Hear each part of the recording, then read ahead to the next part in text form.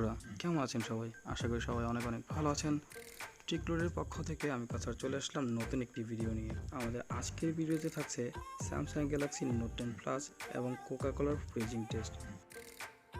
অর্থাৎ সোজা বাংলা ভাষায় স্যামসাং গ্যালাক্সি নোট 10 প্লাস এবং কোকাকোলা একত্রে ঢালবো, তারপর পরীক্ষা নিরীক্ষা করে দেখব। Samsung Galaxy note 10 plus already মার্কেটের সর্বোচ্চ স্থান দখল করে আছে। বাংলাদেশের বাজারেও এটি অলরেডি বিক্রি শুরু করে দিয়েছে। তবে প্রাইস রেঞ্জ বেশি থাকার কারণে অনেকে এই ধরাছোঁয়ার বাইরে রেখে দিচ্ছে এবং অনেকে আবার কিনেও ফেলেছে। তো বড়লোকদের ফোন কেমন হয় তাই নিয়েই থাকছে আমাদের আজকের এই ভিডিও। কোকাকোলাতে ভিজাইয়া বড়লোকদের ফোন কীভাবে আইসক্রিম বানায় খায় তা দেখব আমাদের আজকের এই ভিডিওতে। প্রথমে একটি ছোট টিফিন ক্যারিয়ার বক্স নেব এবং তাতে কোকাকোলা ঢালবো এবং আমাদের সেই কাঙ্ক্ষিত বড়লোক ফোন অর্থাৎ স্যামসাং গ্যালাক্সি নোট 10 প্লাসকে চুবাইয়া দেখিব। অনেকক্ষণ উল্টা পাল্টা করে চুবানোর পরও খেয়াল করলাম ফোনটি অনেক সুন্দরভাবেই কাজ করতেছে। অর্থাৎ ফোনটি স্যামসাং নিজেই বলে দিয়েছে যে ওয়াটারপ্রুফ, সুতরাং সামান্য পানি নিয়ে আমাদের বেশি কিছু চিন্তা না করলেও চলবে। তো চলুন স্যামসাং গ্যালাক্সি নোট 10 প্লাসকে কিছুক্ষণ কোকাকোলার মধ্যে চুবিয়ে রাখি। বেশ কিছুক্ষণ চুবিয়ে রাখার পরেও তেমন বড় ধরনের পরিবর্তন লক্ষ্য করিনি। তো এখন সময় হয়েছে এটিকে ফ্রিজে বন্দি করে রাখার।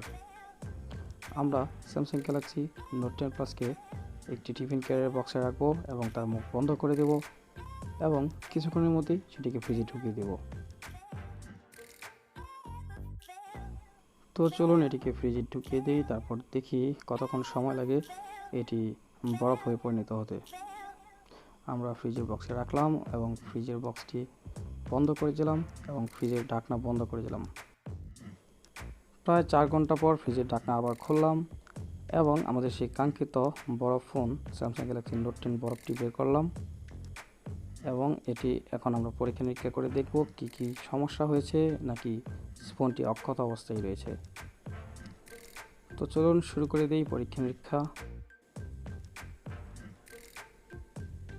বক্সটি খোলার পর একটি পুরো আইসক্রিম আমাদের চোখের সামনে পড়লো।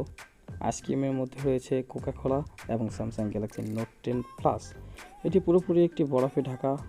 স্যামসাং গ্যালাক্সি নোট 10 প্লাসকে পুরোপুরি কোকাকোলার বরফে ঢেকে দেওয়া হয়েছে। তো চলুন আমরা পর্যায়ক্রমে বরফগুলো সরাই এবং স্যামসাং গ্যালাক্সি নোট 10 প্লাসটিকে দেখি যে ফোনটি কি আসলে সচল রয়েছে নাকি অচল হয়ে গিয়েছে। বিশেষ করে 4 ঘন্টা ফ্রিজে থাকার পর ফোনটি আসলে কেমন অবস্থা হয়েছে আমি নিজেও এক্সাইটেড দেখার জন্য। যে হাত পা প্রায় ঠান্ডা হয়ে যাচ্ছে, কারণ বরফের মধ্যে ফোনটি ছিল, ঠান্ডার কারণে হাতে নিতে একটু কষ্ট হচ্ছে।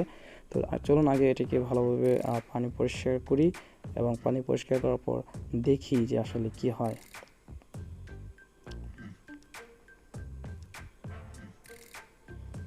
তুয়ালে দিয়ে ফোনটাকে পুরোপুরিভাবে মোছার পর আমরা দেখব ফোনটি কেমন অবস্থায় রয়েছে, ফোনটি কি চলে নাকি চলে না। ও মাই গড, এটি তো আসলেই সচল। 4 ঘন্টা বরফের ভেতরে থাকার পর, অর্থাৎ ফোনটিকে 4 ঘন্টা তরল কোকাকোলা থেকে বরফে পরিণত করেছি। ফ্রিজের রেগুলেটর পাওয়ার ছিল 7, অর্থাৎ খুব দ্রুত এটি বরফে পরিণত হয়েছে। আমরা দেখতে পাচ্ছি যে ফোনটি এখনও সচল রয়েছে। তো চলুন আমরা কিছু টেস্ট করি। ক্যামেরা হালকা একটু খোলাটে, বাট বাইরের পানিগুলো পরিষ্কার করার পর দেখি, হ্যাঁ, বাইরের পানিগুলো পরিষ্কার করার পর মোটামুটি পরিষ্কার আসছে। ক্যামেরাতে কোনো সমস্যা দেখা দেয়নি, আপাতত সবই ঠিকঠাক আছে।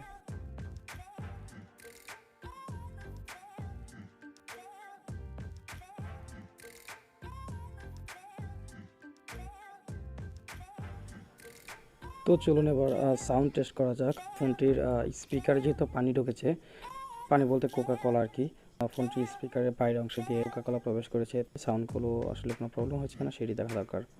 তো আমরা ইউটিউব থেকে কিছু কপিরাইট ফ্রি মিউজিক প্লে করব, দেখা যাক কী হয়।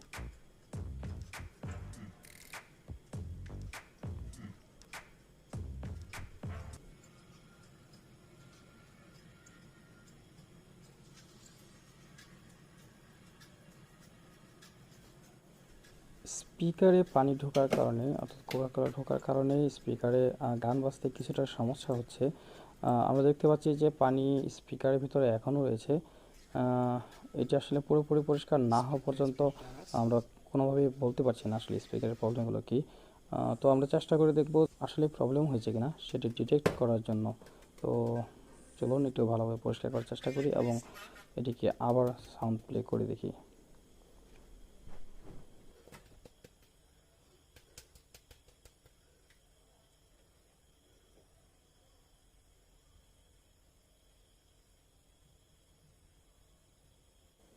আমরা দেখতে পাচ্ছি যে ধীরে ধীরে কোকাকোলাগুলো বের হয়ে যাওয়ার পর আস্তে আস্তে মোটামুটি স্পিকারটা ঠিকের দিকে চলে যাচ্ছে এবং শেষ পর্যন্ত মানে ভিডিওটি আপলোড দেওয়ার পরেও আমি দেখেছি যে মোটামুটি স্পিকারের যে প্রবলেমটি ছিল সেটি একদম পুরোপুরি সলভ হয়ে গেছে। পানি পুরোপুরি বের হয়ে যাওয়ার পর স্পিকার একদম আগের মতোই।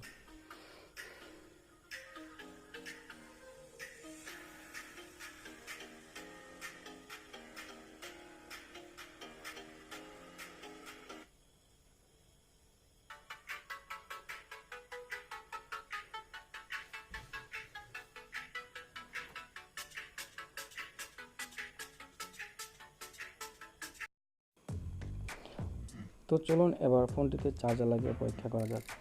হালকা পাতলা শুকানোর পর ফোনটিতে চার্জ লাগানোর পর যেটা দেখলাম সেটি হচ্ছে এখানে মিস কানেকশন দেখাচ্ছে যে ফোনটিতে যে পানি রয়েছে অর্থাৎ ইউএসবি টাইপ সি পোর্ট এবং ফোনের সি পোর্টে যে হালকা পাতলা তরল পদার্থ রয়েছে সেটি ফোনটিকে চার্জ হতে প্রবলেম করছে। তো চলুন একটু ঝাঁকিয়ে দেখা যাক।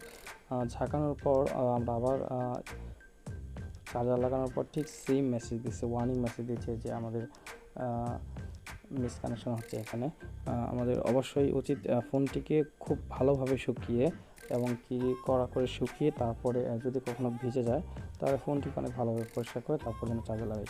তো চলুন এবার স্পেনের ব্যাপারে আসি। তো ফোনটি পানিতে অর্থাৎ কোকাকোলা লাগার পরেও ফ্রিজে ঠান্ডা বরফের হওয়ার পরেও খুব ভালোভাবে কাজ করছিল। আমি স্পেনে কোনো প্রকার সমস্যা দেখতে পাইনি। তো স্পেন মোটামুটি পুরোপুরি ঠিক অবস্থায় ছিল। এবার চলুন ভয়েস রেকর্ড করে আমাদের ফোনের মাইক্রোফোনগুলোকেও পরীক্ষা করা যাক, কেননা মাইক্রোফোন পোর্টগুলোর জন্য ছোটো ছোটো ছিদ্র থাকে এবং এখানে কোকাকোলা বা পানি ঢুকে কোনো সমস্যা করলো কিনা সেটাও আমাদের দেখা প্রয়োজন। Hello hello hello hello hello hello hello hello hello hello hello hello.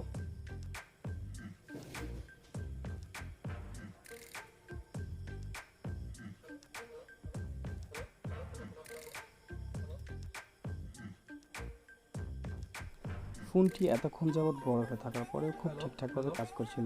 ফোনটি প্রায় আমরা 4 থেকে 4.5 ঘন্টা বরফের মধ্যে রেখেছি। তার মধ্যে ফোনটি বের করার পর তেমন কোনো বড় ধরনের সমস্যা দেখতে পাইনি, যেমন ক্যামেরা খোলা হয়ে যাওয়া, তারপর হচ্ছে ডিসচার্জ এবং মাইক্রোফোন নট ওয়ার্কিং।